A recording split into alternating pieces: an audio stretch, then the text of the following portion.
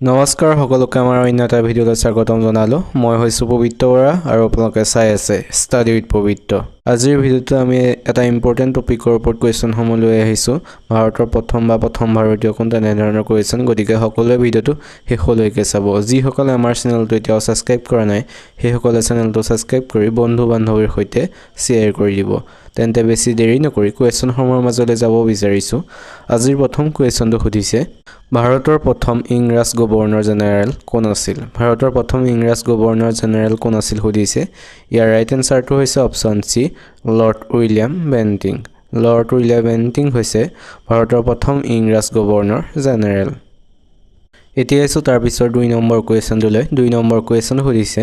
ভাৰতৰ প্ৰথম ভাইসৰ কোন আছিল ভাৰতৰ প্ৰথম ভাইসৰ কোন আছিল সুধিছে ইয়াৰ ৰাইট এনসাৰটো হৈছে অপচন এ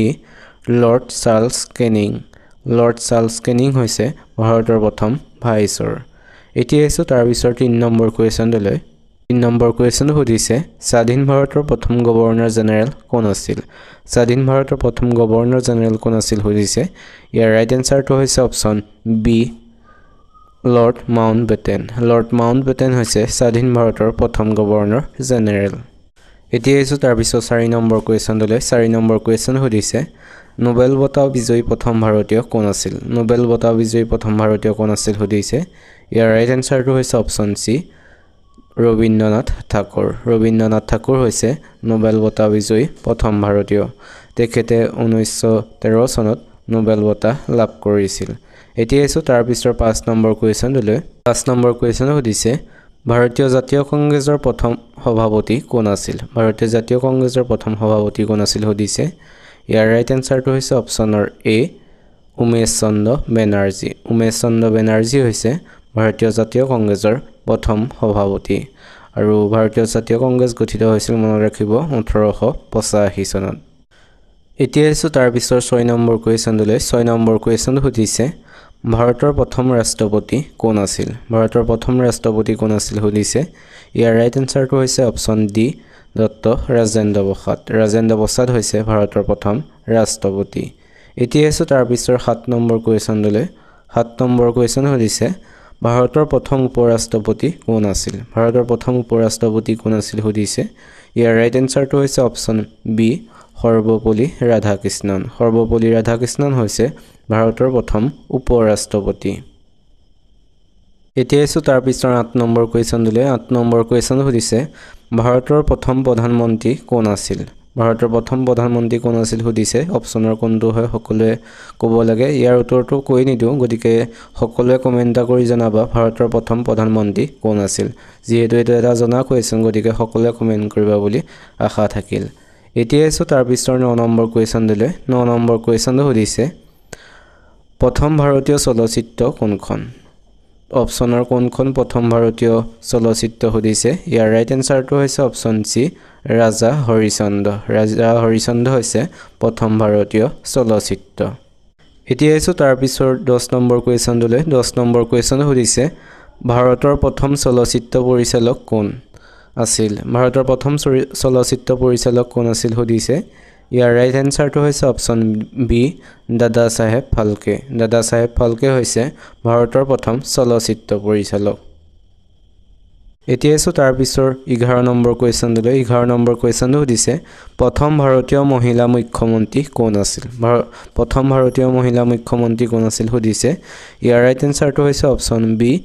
সুশ্ৰিতা কৃপালিনী হৈছে প্ৰথম ভাৰতীয় মহিলা মুখ্যমন্ত্ৰী এতিয়া এসো তাৰ পিছৰ 12 নম্বৰ কোৱেশ্চনটোলৈ 12 নম্বৰ কোৱেশ্চনটো সুধিছে প্ৰথম ভাৰতীয় মহিলা ৰাজ্যপাল কোন আছিল প্ৰথম ভাৰতীয় মহিলা ৰাজ্যপাল কোন আছিল সুধিছে ইয়াৰ ৰাইট এনসাৰটো হৈছে অপচনৰ এ সৰোজিনী নাইডু হৈছে প্ৰথম ভাৰতীয় মহিলা ৰাজ্যপাল এতিয়া এসো তাৰ পিছৰ 13 নম্বৰ কোৱেশ্চনটোলৈ 13 নম্বৰ কোৱেশ্চনটো সুধিছে ভাৰতৰ প্ৰথম মহিলা প্ৰধানমন্ত্ৰী কোন আছিল ভাৰতৰ প্ৰথম মহিলা প্ৰধানমন্ত্ৰী কোন আছিল সুধিছে ইয়াৰ ৰাইট এনসাৰটো হৈছে অপচন সি ইন্দিৰা গান্ধী হৈছে ভাৰতৰ প্ৰথম মহিলা প্ৰধানমন্ত্ৰী সকলোৱে মনত ৰাখিবা এইবোৰ এতিয়া এসো তাৰ পিছৰ 14 নম্বৰ কোৱেশ্চনটোলৈ 14 নম্বৰ কোৱেশ্চনটো সুধিছে তাৰ পিছৰ কোৱেশ্চনটো সুধিছে প্ৰথম ভাৰতীয় মহাকাশচাৰী কোন আছিল সুধিছে ইয়াৰ ৰাইট এনসাৰটো হৈছে অপচন বি ৰাকেশ শৰ্মা হৈছে প্ৰথম ভাৰতীয় মহাকাশচাৰী আৰু সকলোৰে লগতে মনত ৰাখিবা প্ৰথম ভাৰতীয় মহিলা মহাকাশচাৰী হৈছে কল্পনা চাওলা এডুকেশ্যন অহা দেখা যায় প্ৰথম ভাৰতীয় মহিলা মহাকাশচাৰী কোন গতিকে সকলোৱে মনত ৰাখিবা কল্পনা চাওলা এতিয়া এসো তাৰ পিছৰ 15 নম্বৰ কোৱেশ্যনলৈ 15 নম্বৰ কোৱেশ্যনটো সুধিছে ভাৰতৰ প্ৰথম ডাকঘৰটো ক'ত অৱস্থিত ভাৰতৰ প্ৰথম ডাকঘৰটো ক'ত অৱস্থিত সুধিছে ইয়াৰ ৰাইট এনসাৰটো হৈছে অপচনৰ এ কলকাতাত ভাৰতৰ প্ৰথম ডাকঘৰটো অৱস্থিত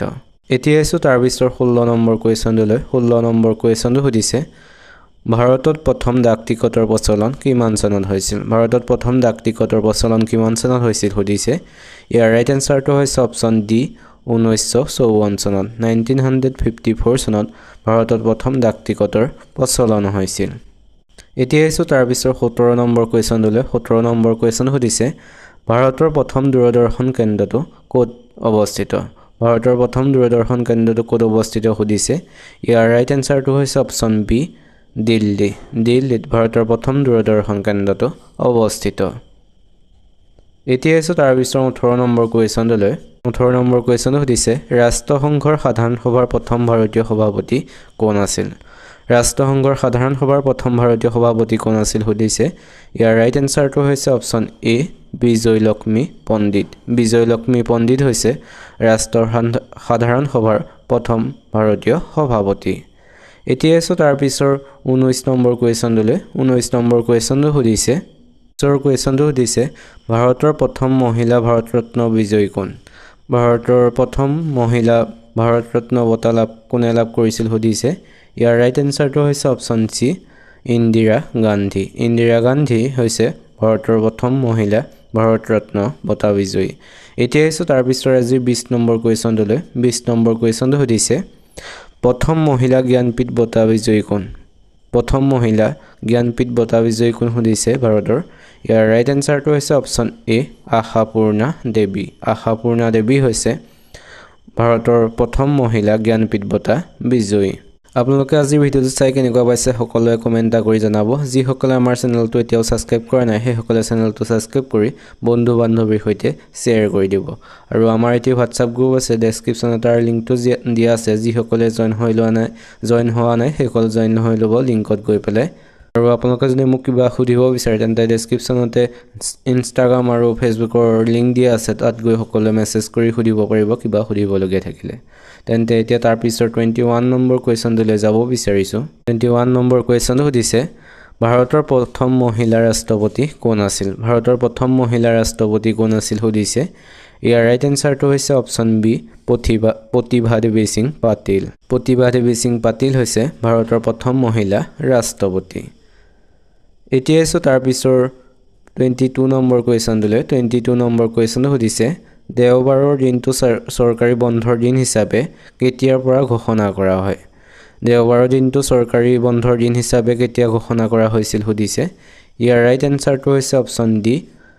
1874 চনত 1874 চনৰ 12 জানুৱাৰীৰ পৰা দেওবাৰৰ দিনটো চৰকাৰী বন্ধৰ দিন হিচাপে ঘোষণা কৰা হৈছিল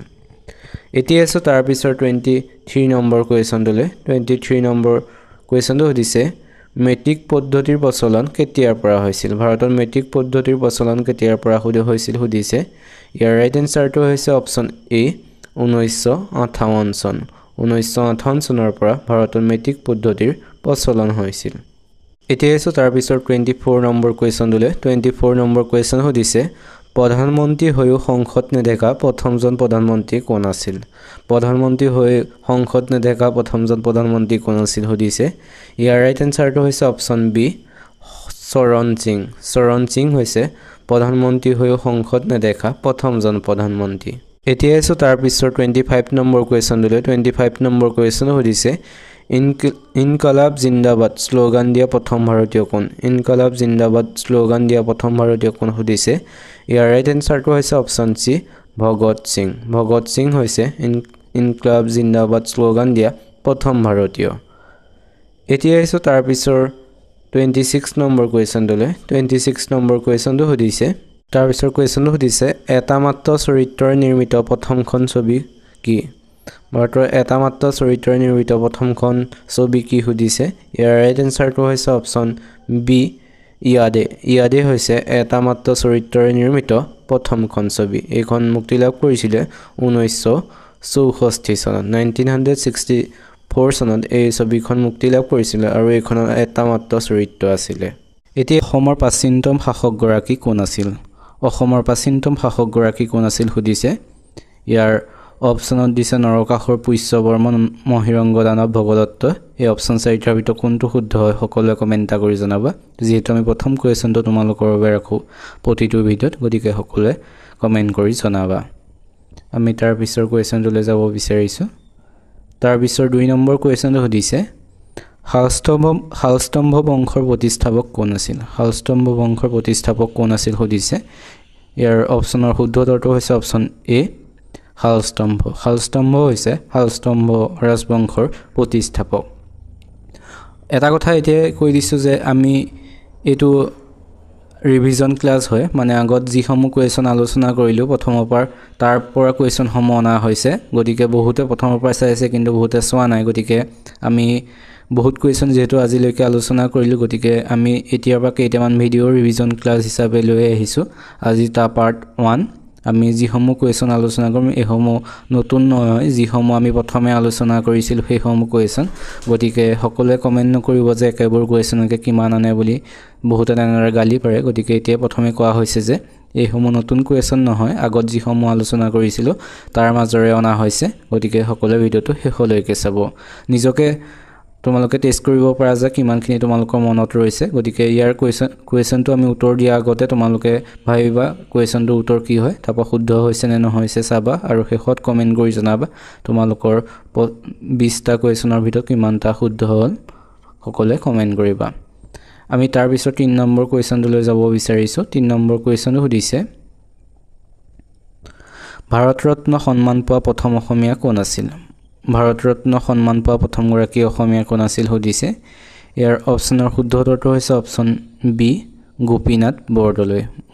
বৰদলৈ হৈছে ভাৰত ৰত্ন সন্মান পোৱা প্ৰথম অসমীয়া তেখেতে 1999 চনত ভাৰত ৰত্ন সন্মান লাভ কৰিছিল আৰু ভূপেন হাজৰিকাদেৱে পাইছিল কিমান চনত সকলোৱে কমেন্ট কৰি জনাবা এতিয়াছো তাৰ পিছৰ 4 নম্বৰ কোৱেশ্চনলৈ 4 নম্বৰ কোৱেশ্চন সুধিছে আমাৰ সৌৰজগতৰ আটাইতকৈ ডাঙৰ গ্ৰহ কোনটো আমাৰ সৌৰজগতৰ আটাইতকৈ ডাঙৰ গ্ৰহ কোনটো সুধিছে ইয়াৰ অপচনৰ শুদ্ধ উত্তৰ হৈছে অপচন সি বৃহস্পতি হৈছে আমাৰ সৌৰজগতৰ আটাইতকৈ ডাঙৰ গ্ৰহ আৰু আটাইতকৈ সৰু গ্ৰহটো বুধ এটো সকলোৱে মনত ৰাখিবা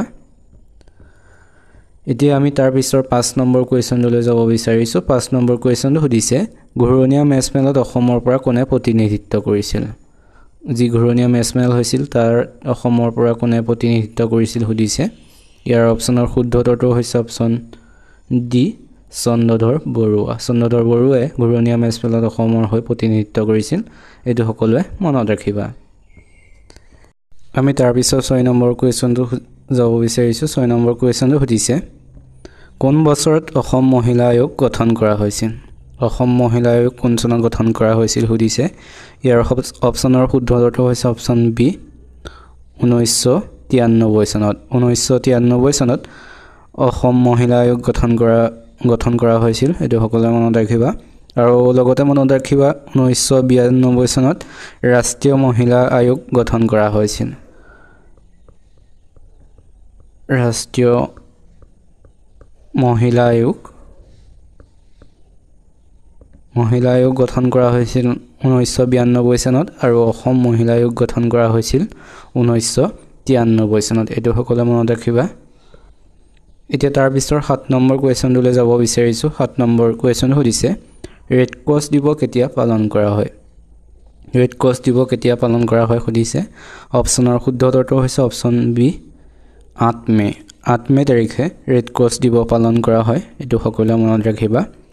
অপচন সি দিয়া 20 জুন আজি 20 জুন তাৰিখে ৰাভা দিৱস পালন কৰা হয় যেহেতু আজি হে ৰাভা দিৱস কলাগুৰু বিষ্ণুপ্ৰসাদ ৰাভাৰ মৃত্যু দিৱসত এই ৰাভা দিৱস হিচাপে পালন কৰা হয় গতিকে আজি দিনটো তেখেতক আমি শ্ৰদ্ধাৰে সোঁৱৰিছো আমি তাৰ পিছৰ কুৱেশ্যনটোলৈ যাব বিচাৰিছোঁ তাৰ পিছৰ 8 নম্বৰ কুৱেশ্যনটো সুধিছে ৰেড ক্লিফ লাইন কোন দুখন দেশৰ সীমাৰেখা যি ৰেড ক্লিফ লাইন এয়া কোন দুখন দেশৰ সীমাৰেখা সুধিছে ইয়াৰ অপচনৰ শুদ্ধ উত্তৰটো হৈছে অপচন সি ভাৰত আৰু পাকিস্তান ভাৰত আৰু পাকিস্তানৰ সীমাৰেখাক ৰেড ক্লিফ লাইন বুলি কোৱা হয় এটো সকলোৱে মনত ৰাখিবা এতিয়া যাব বিচাৰিছো আমি তাৰ পিছৰ 9 নম্বৰ কুৱেশ্যনটোলৈ 9 নম্বৰ কুৱেশ্যনটো সুধিছে জয়সাগৰ পুখুৰী কোনে খান্দিছিল জয়সাগৰ পুখুৰী কোনে খান্দিছিল সুধিছে ইয়াৰ ৰাইট এনসাৰটো হৈছে অপচন এ ৰুদ্ৰসিংহই জয়সাগৰ পুখুৰী খান্দিছিল আমি চনটো যদি চাও 1707 চনত এই জয়সাগৰ পুখুৰী ৰুদ্ৰসিংহই খান্দিছিল মাত্ৰ 45 দিনৰ ভিতৰত বুলি কোৱা হয় মাত্ৰ 45 দিনৰ ভিতৰত জয়সাগৰ পুখুৰী খান্দিছিল আৰু ৰুদ্ৰসিংহই তেখেতৰ মাতৃ জয়মতীৰ স্মৃতিত এই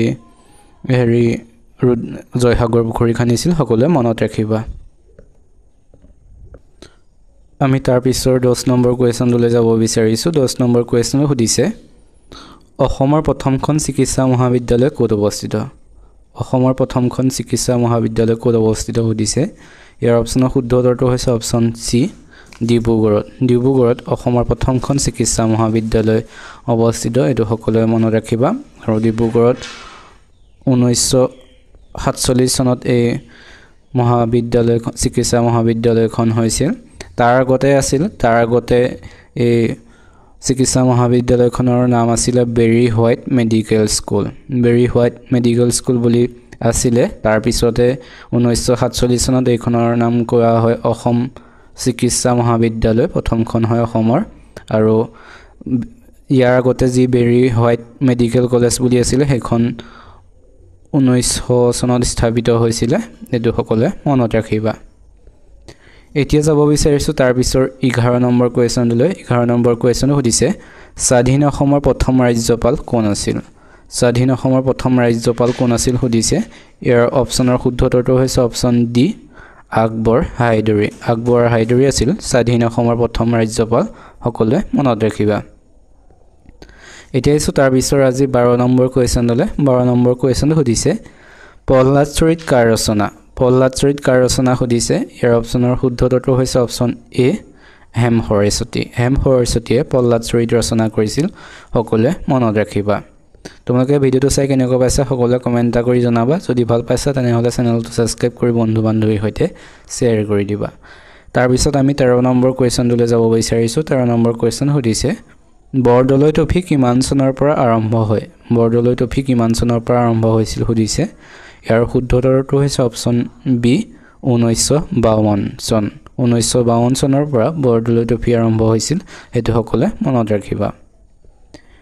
এতিয়া তাৰ পিছৰ আমি 14 নম্বৰ কুৱেশ্যনলৈ যাব বিচাৰিছো 14 নম্বৰ কুৱেশ্যন সুধিছে কাঁহৰ বাচন বৰ্তন ক'ত নিৰ্মাণ কৰা হয় সুধিছে ইয়াৰ অপচনৰ শুদ্ধ উত্তৰটো হৈছে অপচন সি সৰ্থেবাৰীত কাঁহৰ বাচন বৰ্তন তৈয়াৰ কৰা হয় এটো সকলোৱে মনত ৰাখিবা আমি তাৰ পিছৰ 15 নম্বৰ কুৱেশ্যনলৈ যাব বিচাৰিছো 15 নম্বৰ কুৱেশ্যন সুধিছে অসম এছ'চিয়েশ্যন কিমান চনত গঠন কৰা হয় সুধিছে ইয়াৰ ৰাইট এনসাৰটো হৈছে অপচন বি 1903 চনত আসাম এছ'চিয়েশ্যন গঠন কৰা হৈছিল আৰু ইয়াৰ প্ৰথম সম্পাদক কোন আছিল সকলোৱে মনত ৰাখিবা মানিক চন্দ্ৰ বৰুৱা আছিল ইয়াৰ প্ৰথম সম্পাদক আৰু গঠন হৈছিল 1903 চনত আমি তাৰ পিছৰ 16 নম্বৰ কুৱেশ্যনলৈ যাব বিচাৰিছো 16 নম্বৰ কুৱেশ্যন সুধিছে পলাশী যুদ্ধ কিমান চনত সংঘটিত হৈছিল সুধিছে ইয়াৰ শুদ্ধ উত্তৰটো হৈছে অপচন সি 1757 চনত পলাশী যুদ্ধ সংঘটিত হৈছিল আৰু 1857 চনত হৈছিল চিপাহী বিদ্ৰোহ সকলোৱে মনত ৰাখিবা আমি তাৰ পিছত যাব বিচাৰিছো তাৰ পিছৰ 17 নম্বৰ কুৱেশ্যনলৈ 17 নম্বৰ কুৱেশ্যনটো সুধিছে যোৰহাট সাৰ্বজনিক সভাৰ প্ৰতিষ্ঠাপক কোন আছিল সুধিছে ইয়াৰ অপচনৰ শুদ্ধ উত্তৰটো হৈছে অপচন ডি জগন্নাথ বৰুৱা আছিল যোৰহাট সাৰ্বজনিক সভাৰ প্ৰতিষ্ঠাপক আৰু গঠন হৈছিল 1884 চনত আমি তাৰ পিছৰ কুৱেশ্যনটোলৈ যাব বিচাৰিছোঁ। তাৰ পিছৰ 18 নম্বৰ কুৱেশ্যনটো সুধিছে ভাৰতীয় ৰিজাৰ্ভ বেংকৰ প্ৰতীক কি? ভাৰতীয় ৰিজাৰ্ভ বেংকৰ প্ৰতীক কি সুধিছে। ইয়াৰ অপশ্যন দিছে বাঘ, সিংহ, ময়ূৰ, গড়। ইয়াৰ অপশ্যনৰ শুদ্ধ উত্তৰটো হৈছে অপশ্যন এ বাঘ। বাঘ হৈছে ভাৰতীয় ৰিজাৰ্ভ বেংকৰ প্ৰতীক। এইটো সকলোৱে মনত ৰাখিবা। এতিয়া তাৰ পিছৰ 19 নম্বৰ কুৱেশ্যনটোলৈ যাব বিচাৰিছোঁ। 19 নম্বৰ কুৱেশ্যনটো সুধিছে সত্যমেৱ জয়তে বাক্যশাৰী ক'ৰ পৰা লোৱা হৈছিল? সত্যমেৱ জয়তে বাক্যশাৰী ক'ৰ পৰা লোৱা হৈছিল সুধিছে। এইটো যোৱাবাৰ এক্সামত ADR এক্সামত অহা দেখা গৈছিল। এনেধৰণৰ কুৱেশ্যনো যিহেতু আহে সকলোৱে মনত ৰাখিবা। ইয়াৰ অপশ্যনৰ শুদ্ধ উত্তৰটো হৈছে অপশ্যন চি মুণ্ডক উপনিষদ। মুণ্ডক উপনিষদৰ পৰা সত্যমেৱ জয়তে বাক্যশাৰী লোৱা হৈছিল। সকলোৱে মনত ৰাখিবা। এতিয়া আছোঁ তাৰ পিছৰ আজিৰ শেষৰ কুৱেশ্যনটোলৈ। আজিৰ শেষৰ কুৱেশ্যনটো সুধিছে ভাৰতৰ লৌহ মানৱ কোন? ভাৰতৰ লৌহ মানৱ বুলি কাক কোৱা হয় সুধিছে। ইয়াৰ অপশ্যনৰ শুদ্ধ উত্তৰটো হৈছে অপশ্যন এ চৰ্দাৰ বল্লভভাই পেটেল। চৰ্দাৰ বল্লভভাই পেটেলক লৌহ মানৱ বুলি কোৱা হয় ভাৰতৰ। এইটো সকলোৱে জানে চাগে। গতিকে এইকেইটাই আছিল আজিৰ কুৱেশ্যন।